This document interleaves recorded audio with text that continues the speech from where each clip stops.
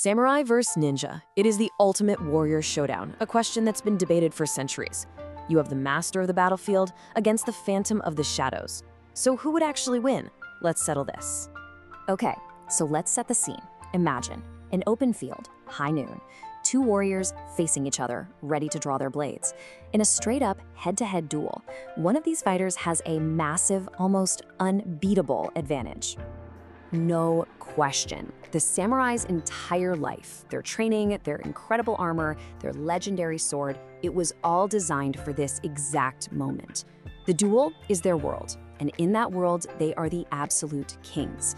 But, and this is a huge but, that all depends on one little thing: a fair fight. See, the other guy, the ninja, he couldn't care less about the rules. He doesn't care about an open field, or honor, or who's watching. He only cares about one thing: getting the job done. And that, right there, is the heart of it all. This isn't just about a sword against a throwing star. This is a clash of entire philosophies. It's honor versus survival. It's playing by the rules versus getting results, no matter the cost. So to really figure out who wins, you gotta look at how they operate. And believe me, we are talking about two completely different animals here.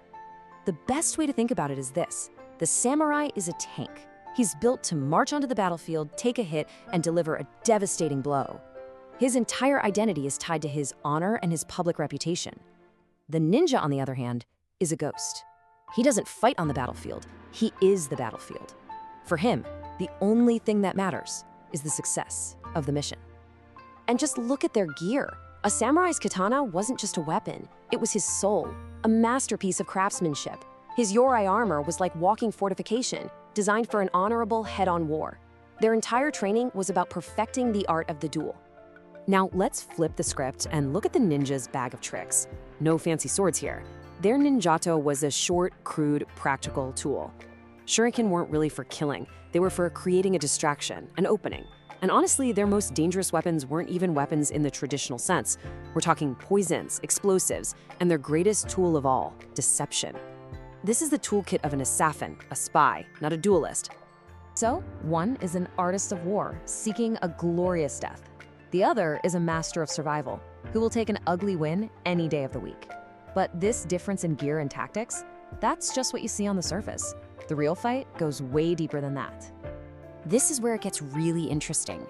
It's not just about how they fight, it's about why they fight.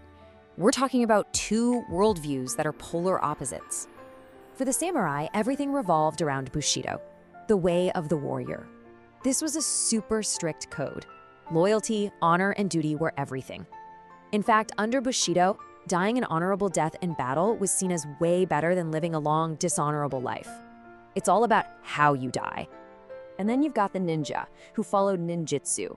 This wasn't a code of honor, not at all.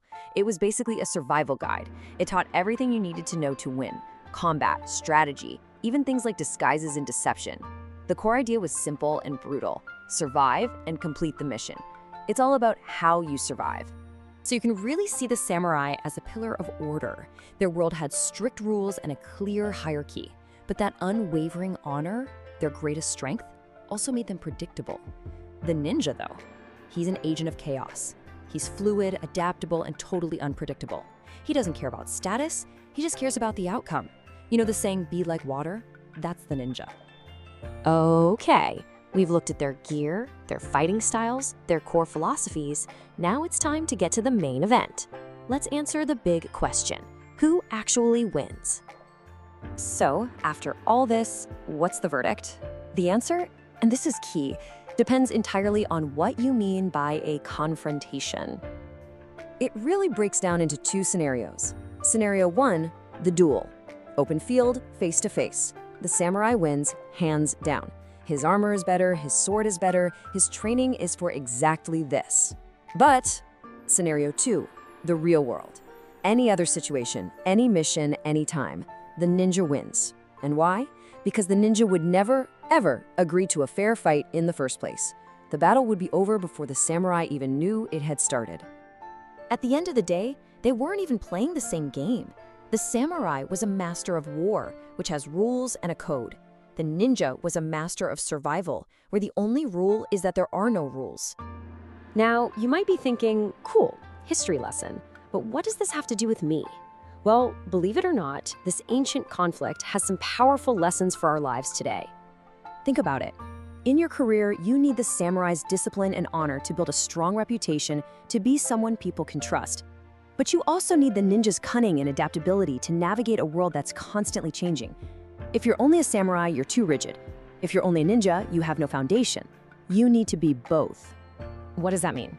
It means in your day-to-day life, in how you deal with people, you operate with honor. You build a reputation for being reliable, disciplined, and trustworthy. You are the person people know they can count on. But when you're planning your next move, when you're strategizing, that's when you think like a ninja. You have to be willing to be unconventional, to adapt your strategy, to think outside the box, and to focus relentlessly on the final result. In the end, this legendary duel teaches us something vital. Discipline and honor build the foundation of your life, but it's adaptability that ensures you survive and thrive. The battlefield may have changed from feudal Japan to the modern world, but the ultimate rule has not. It has always been and will always be. Adapt or die.